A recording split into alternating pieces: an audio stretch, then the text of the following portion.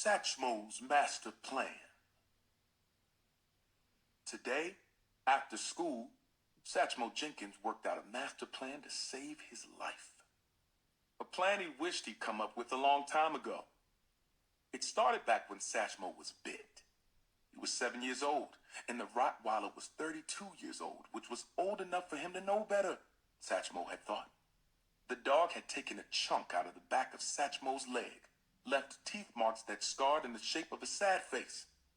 It was a freak accident, a moment that no one could have predicted, because Satchmo Jenkins never ever missed. Whenever a ball was thrown toward him, he was sure to snatch it from the air. He was known for this, but when Clancy had told him to go long and heave the football into the air, Satchmo had tried his best to extend his body, stretched out for it, but it was just beyond him. Overthrown. And when the ball hit the ground, it took the worst possible bounce right into Miss Adams's yard, where Brutus the Rottweiler lived, chained to a tree. When the ball tumbled Brutus's way, he jumped up, tail like a stubby index finger wagging hard enough to knock him off balance, nosed the ball and tried to get his mouth around it, tried to get his teeth locked down on the pigskin. But Brutus's excitement got the best of him, and he ended up knocking the ball just past the length of the chain restraining him. Perfect for Satchmo. "Yo, Satch," Clancy had called. "Hurry up and get it before Miss Adams sees you." Miss Adams was Brutus's owner, an older lady who sat in the window and watched the neighborhood, making sure no one stepped foot in her yard, as if her grass was a different kind of grass, like she had it flown in from wherever mean people get grass from. Sometimes she'd have the window wide open, even when it was freezing cold, and she'd just be sitting there, looking, the bottom of her mouth sagging from the tobacco she always had stuffed down in her lip. Sometimes she'd spit black juice loogies halfway across the yard, clean pellet-sized ones, like shooting bullets out of her mouth. Other times, she spit in a jar. The rumor was she'd mix that tobacco slime with Brutus's food, make him extra mean, make sure anyone that came into her yard knew they were dealing with a beast who could only be held by a big bull chain wrapped around a fat trunked tree. And when she saw Satchmo, instead of doing the old lady wave and, "Hey, how's your mother?" like some of the other grown-ups in the neighborhood, Miss Adams just nodded slightly. Satchmo had always imagined the inside of her house was like an old boxing gym, that it was bare and cold and smoky. Heavy bags hanging from the ceiling that Miss Adams gave bare-knuckle jabs and right hooks to. Maybe she even kicked them, kneed them, some elbows. Sometimes Satchmo even thought that maybe he had it all wrong, that maybe Brutus wasn't Miss Adams's guard dog, but instead she was Brutus's guard lady. She was there to protect the dog, to bite anyone who tried to get close to him with those black-stained teeth. Satchmo had looked to see if Miss Adams was sitting in the window, then glanced back at Clancy, who shook his head no, as in, "No, she ain't there," as in, "Yes, you should do this," as in, "Hurry up." So Satchmo tipped off the street and onto the sidewalk, then off the sidewalk and into the yard of Brutus Adams, a basketball-headed Rottweiler, black, with a heart of brown around his mouth. "Hey there, Brutus," Satchmo whispered, creeping toward the football. There was nothing to fear, because the ball was far enough away from the dog that there was no way Brutus could get to him. But with each step, Brutus's tail would wag harder and harder, wagging like, "Yes, yes, yes," and "No, no, no," at the same time. Wagging like, "I'm happy to see you, and I want to play." But we play different games. You never miss. Me either. Wagging like. Satchmo picked up the ball, wiped the slobber on his jeans. Finders keepers. He held the ball up, a sign of victory for Clancy to see. Clancy put his hands in the air as if Satchmo had just retrieved a fumble. Victory! victory. Wag, wag, wag, wag, wag, wag. Panting, jumping, barking. Losers. Runners. Satchmo glanced over his shoulder, and Brutus, now more excited than ever, was charging toward him, the chain snatching him back. But only for a second before he tried again, lifting up on his hind legs and towering over Satchmo, who had now started running back toward the street. But it was too late. The game had already begun. And seconds later, the chain snapped, and Brutus came blasting toward Satchmo. Satchmo was named after Louis Armstrong, a famous jazz musician his grandmother loved. The story goes that Louis was nicknamed Satchmo because he had such a big mouth, a satchel mouth. However, Satchmo Jenkins's mouth wasn't big at all, but he learned that day that it could be a trumpet if he needed it to. It could screech and honk and run up and down a scale as long as there was a dog making him run up and down a street. 4 years later, Satchmo moved from his old neighborhood to Marlow Hill after his mother had taken a job as an office assistant at a veterinary clinic. Satchmo's run-in with Brutus had sparked a new dream of being a vet, and though she'd have to go through years of school and training to make that happen, she looked at this job, this move, as a step in the right direction. And now that she worked close to animals, she made sure Satchmo knew how to handle himself around dogs. But no matter what his mother said, no matter what she taught him, it didn't matter. Fear had clamped down on his brain, and the scars on the back of his leg, the raised dots and dashes like Morse code on his skin, served as a reminder that dogs were dangerous. He'd heard people say, if they got teeth, they'll bite. And he watched his mother push back and argue against that.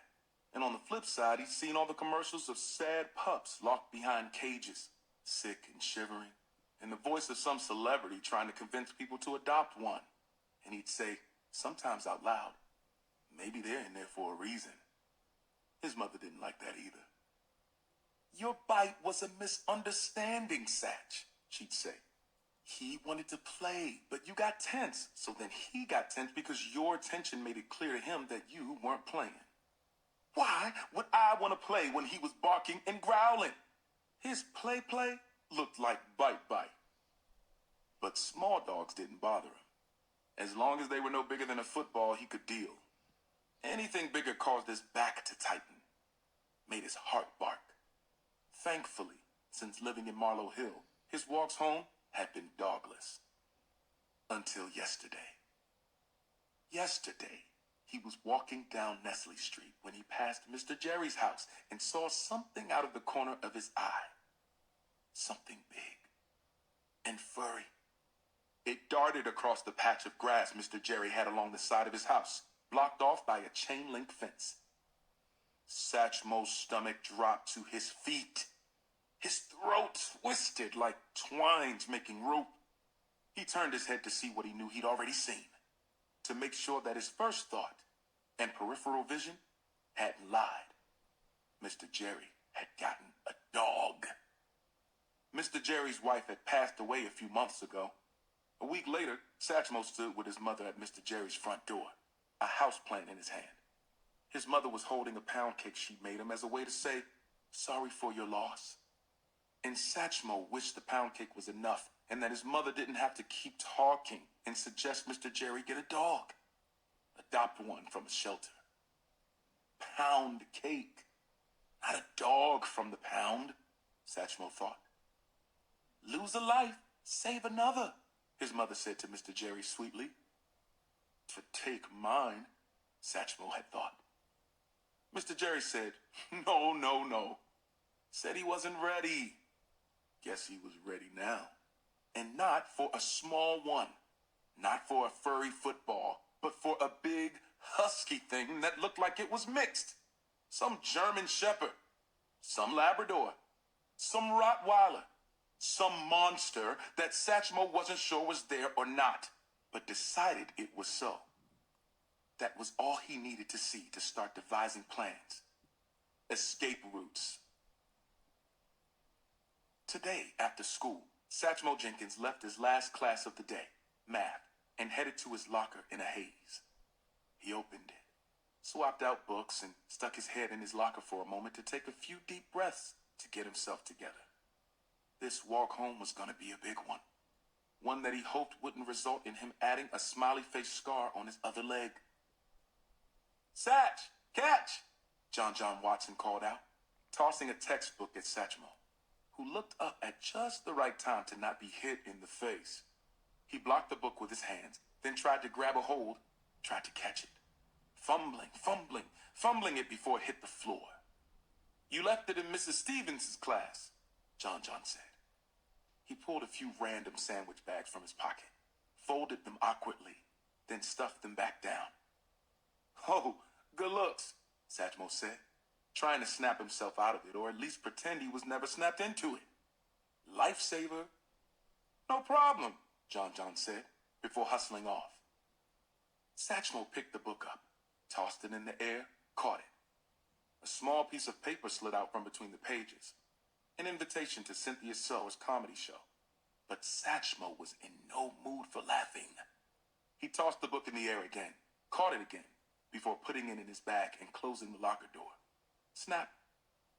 After he got outside, headed toward the corner, made the right on Portal as if walking toward Chestnut Street, but making the right on the Nestle before getting to Chestnut, he started running down his game plan, amping himself up for the mission. That's what this was for him. A mission. "Okay, Satch, you're prepared. You've thought it all through. You will not get bit. You will not get eaten. Breathe, Satch. Breathe. And work it all out. If the dog jumps the fence, when the dog jumps the fence, don't panic. Just do what you've planned. Brake to the right. If Mr. Jerry's pickup truck is parked on the street, jump into the back of it and scream for help. That's the first base. That should go too. But if for some reason Mr. Jerry's truck isn't there, if for some reason he's out, I don't know, saving other dogs while his neighbors run for their lives, then keep going right onto the Carter's property. You won't have time to ring their doorbell. Plus, Mr. and Mrs. Carter will be at work. So run behind their house. They have a pool. It's not a big pool. And actually, you've never even seen it, but you remember your mother talking about how all the neighbors are gossiping about how they were putting a pool in their backyard in this neighborhood. And she was saying it like she wasn't gossiping too. So, if there's actually a pool back there, dive in. Don't worry about how deep it is. You can swim. Just jump in there. Hopefully the dog won't even follow you back there. But if it does, maybe it won't jump in the pool. But if for some reason it does jump in, you jump out immediately. The thing is, dogs have to do that ridiculous doggy paddle thing. So they can't be vicious and do that at the same time. They also can't do that fast. They're dogs, not seals. So when you hop out, you'll have a head start before the dog gets to the other side of the pool and climbs back onto land. Use this time to jump the fence your mother says the Carters put up to keep Miss Winston's little kids from playing in their pool that we're not sure exists. But the fence is there. You know that. It's not too high, but get a running start because you're going to be soaking wet. If you still can't get over, then quickly as possible, take off your shirt and pants and shoes and try again. Sure, you need your clothes, but you need your life more. Your mother will understand. And you get over the embarrassment of being outside in your underwear. Once you're over the fence, you should be safe because the dog should be too tired from all the swimming to jump the fence. But it's gonna try. And while it's trying, you better be booking it back to the street and home. But if for some reason, when you get back to the street, the dog is there waiting for you, man, you might be dead. No. If for some reason the dog is there waiting for you, break off and jump on that old car that's been sitting in front of Sidani's house. After Sidani had his car stolen a few years ago, he only ever buys old crappy cars that he can't get working, so he won't mind you jumping on the hood. And if the dog jumps on the hood with you, climb to the roof. The dog should slip on the windshield some, but don't count on that. While he's slipping and sliding, jump off the car and see if it's unlocked. Sidani never locks the doors of those cars because he knows they're impossible to start and therefore impossible to steal. If it's open, Jump in, close the door. This is a safe place because you don't need to turn the car on to roll the windows down. It will have the old kind of window roll downer. Crack the window and scream until help comes. But if for some reason the door is locked, pull the sausage patties you saved from this morning's breakfast out and fling them like frisbees. If the dog doesn't go for them, though really, who wouldn't, then you'll have to break out your roots, your zigs and zags, just like back when you and Clancy pretended to be in the Super Bowl. Him the quarterback and you the wide receiver. What do you think Clancy is? What do you think he's doing right now? Throwing Hail Marys? Running the opposite way? Not helping his teammates? Why didn't he chase Brutus? Why didn't he tackle him? If he would have tackled him, you would have barked at it, growled at it so it knew what that felt like. Not important right now. What's important is making sure you have your zigs and zags ready. Be prepared to cut left and cut right. Stutter and juke, stagger and jerk. He has 4 legs and you have 2. There's no way the dog will be able to keep up, right? Or maybe the more legs, the better. Who knows, but do it anyway. Zig and zag all the way home. When you get to your house, run around to the side door that you left unlocked this morning, knowing your mother would kill you if she knew you left the door unlocked because y'all don't have a guard dog or an alarm system. If for some reason, some strange reason, that side door is locked, well, Satchmo, you just have to pray for a miracle. A distraction. Something crazy like the school bus falling from the sky. This is what Satchmo told himself, what he was ready to execute. The master plan to save his life as he approached Mr. Jerry's house. Satchmo had purposely walked on the other side of the street to give himself a little bit of an advantage. No need to bait the beast. As he slinked past Mr. Jerry's front door, coming up on his side yard, Satchmo's backbone became rawhide, his stomach a squishy chew toy, his palms wet, but his fingers dry like dog treats when he heard the bark. Well, not really a bark, but the gruff voice of an old man. Satch! Satch! Mr. Jerry was calling out for him. He was kneeling behind the fence, rubbing the dog's head, its tongue slapping the old man's cheek. No bite. Love.